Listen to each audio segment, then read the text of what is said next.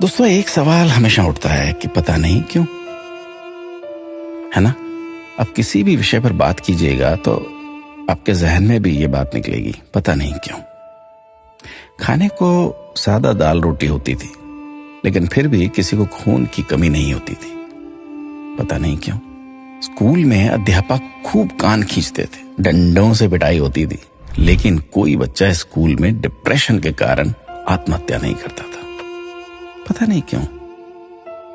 बचपन में महंगे खिलौने नहीं मिलते थे, लेकिन हर खेल बहुत आनंदित करता था, पता नहीं क्यों। घर कच्चे होते थे, कमरे कम होते थे, लेकिन माता पिता कभी वृद्धाश्रम नहीं जाते थे, पता नहीं क्यों।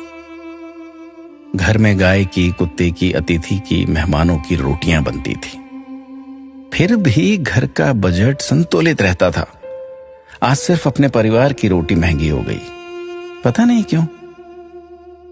महिलाओं के लिए कोई जिम या कसरत के लिए विशेष साधन नहीं थे, फिर भी महिलाएं पूर्ण रूप से, संपूर्ण रूप से स्वस्थ रहती थी, पता नहीं क्यों।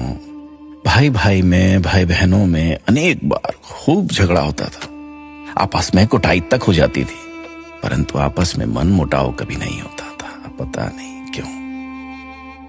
परिवार बहुत बड़े होते थे, पड़ोसियों के बच्चे भी दिन भर खेलते थे, फिर भी घरों में ही शादियां होती थी, पता नहीं क्यों।